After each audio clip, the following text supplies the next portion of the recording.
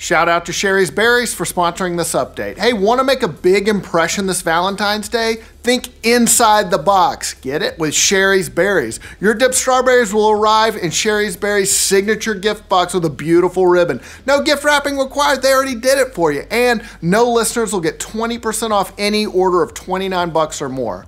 Valentine's Day is coming sooner than you think, so you know what? Get your order in. Do the right thing. Just visit berries.com, click on the microphone in the top corner, enter promo code THEKNOW. Oh, no. Hey, welcome to The Know. I'm Brian. Red Dead Redemption 2, it's arguably the biggest game of the year. It certainly is for me. And now Rockstar's just given us some good news and some bad news. The bad news first. The game, we know it was scheduled for sometime this spring. They're delaying it again. But the good news, we finally have a release date, October 26th.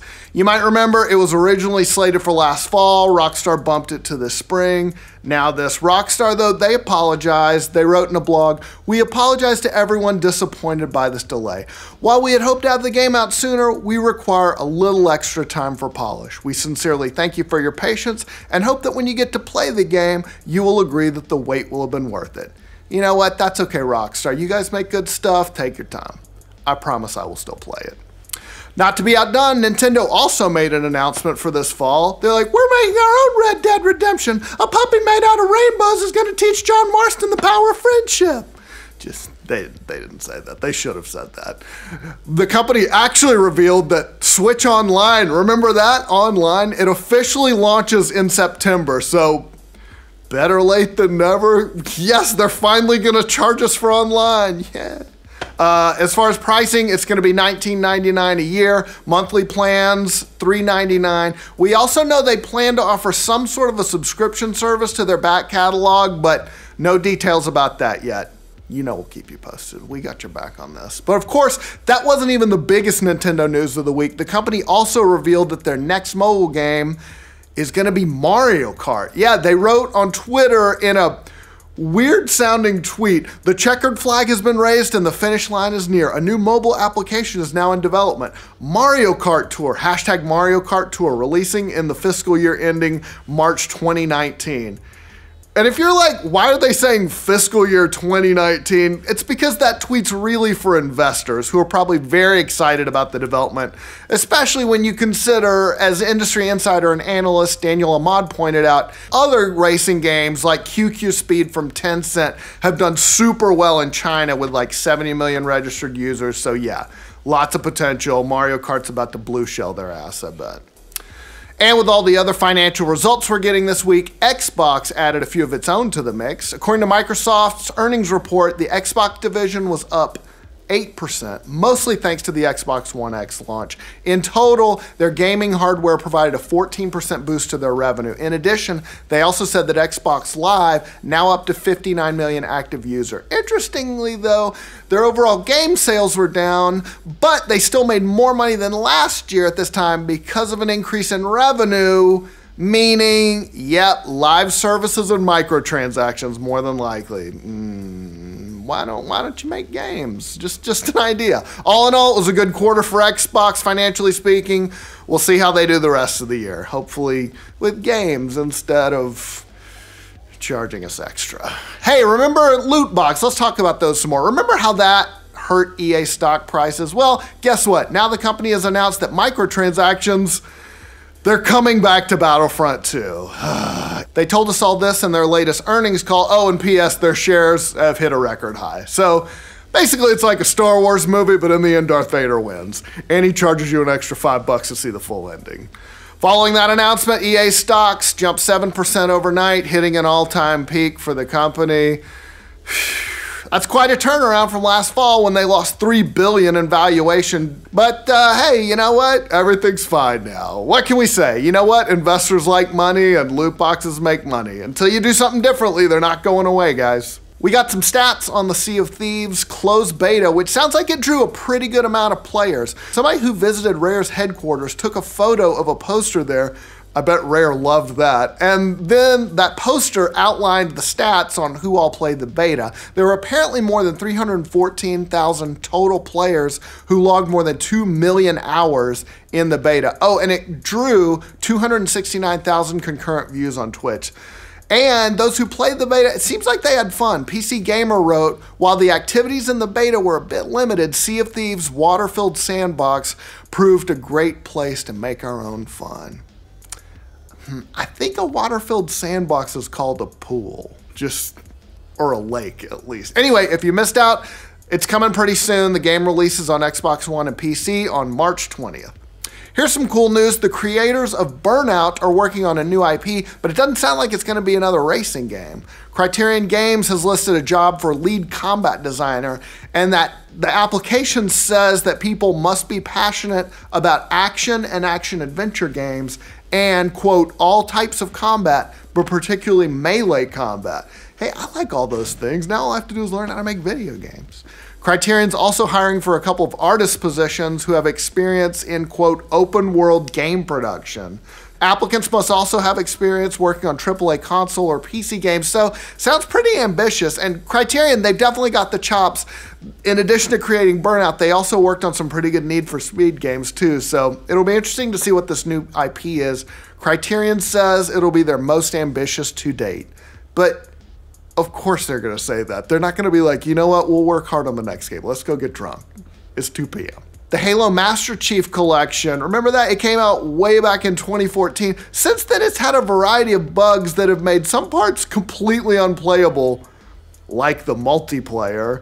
And now, a mere 3 years later, they say they're going to work on it. So sweet. 343 Industries say they're going to fix all the problems with the collection, as well as enhance it for the Xbox One X. In a post, 343 community manager Sketch, with a 7 instead of a T, because T's are for filthy casuals, says that a small but experienced team is going to tackle fixing the game.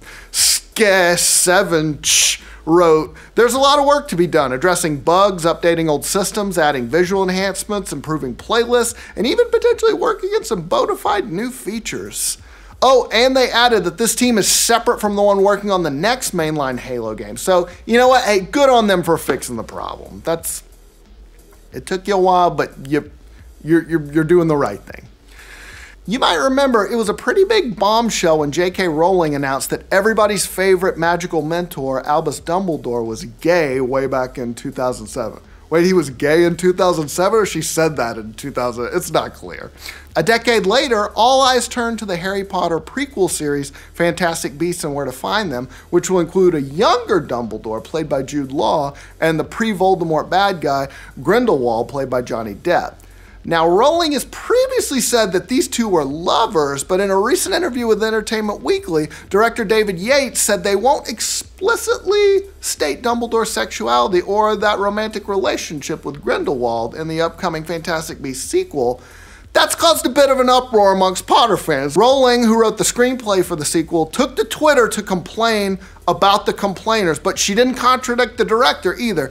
She basically said, calm down, it's a 5-movie series. You don't know how her scripts for Fantastic Beasts 2 addresses this yet, so quit bugging her on Twitter about it. Nintendo has officially announced that the Mario movie is real and it's happening. The Big N's gonna partner with Illumination Entertainment, which made Despicable Me and Minions, to make the animated movie based on our favorite plumber. It's gonna be financed by both Nintendo and Universal Pictures, and if you're worried that Hollywood's gonna mess up a Mario movie like they did the last time, this one's gonna be co-produced by Shigeru Miyamoto, so sounds like it's gonna be in good hands. This comes after Nintendo executives have said in the past they're gonna get back into movies, focusing on animation. So yeah, that's all we know at this point, but surely they're going to get Charles Martinet involved in this. Come on, Hollywood. He is Mario. If you're an old school gamer, you might remember the box art from the very first Contra game on the NES. Remember, it features the 2 buff dudes with no sleeves fighting aliens. One guy's blasting something and the other's looking off to the side like, shit, I hate it when I miss the spread gun. Well, someone's really, really a fan of that artwork because they're offering $100,000 for the original artwork of the game. The person, known as Bronte, made the announcement on the Nintendo Age forum a couple days ago. We don't know a lot more about Bronte, except he must really like Contra and apparently has a lot of disposable income. But it's not clear if that artwork even exists, like originally, because the cover art kind of looks like it might be a composite rather than like an original painting or something. But hey, you know what? More power to you. If I had money, I would buy a bunch of stuff like that too. After I paid off my student loans and my credit card and damn, I'm broke. What if that's J.K. Rowling, who's like the huge Contra fan? That would be cool. It looks like the founder of Atari won't be getting honored at the Game Developers' Choice Awards after there was an outcry online about his alleged treatment of women in the past. Nolan Bushnell, who also founded Chuck E. Cheese, he was set to receive the Pioneer Award at the award show next month, but after his name was announced, there was a big backlash online that centered around his workplace conduct back during the heyday of Atari. In a statement, the GDC said they're not going to give out the Pioneer Award this year following additional feedback from the community. The GDC added that they'll instead honor the pioneering and unheard voices of the past. Bushnell himself tweeted out his own statement applauding the move, and he added, "If my personal actions or the actions of anyone who ever worked with me offended or caused pain to anyone at our companies, then I apologize without reservation." That's all the news we got for today. Let us know what you think about all these stories in the comments, and for all your news from all around the internet, be sure to like this video. If you're new around here, subscribe to the know. Hey, thanks to Sherry's Berries for sponsoring this update. Valentine's Day is just a couple of weeks away, I know, but good news, you still got a chance to make a big impression.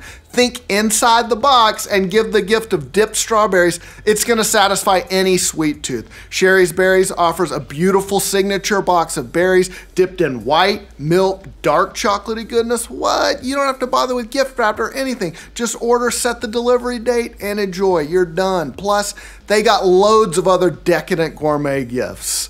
We've tried them around in the office. They're delicious. They run out all the time because we just scarf them down. I blew my diet, which doesn't exist. To get 20% off of your order of $29 or more, just visit berries.com, BERRIES.com. Click on the microphone in the top right corner and enter code THEKNOW in the search bar. That'll bring up the deal and you'll have your shopping all sorted out stress-free.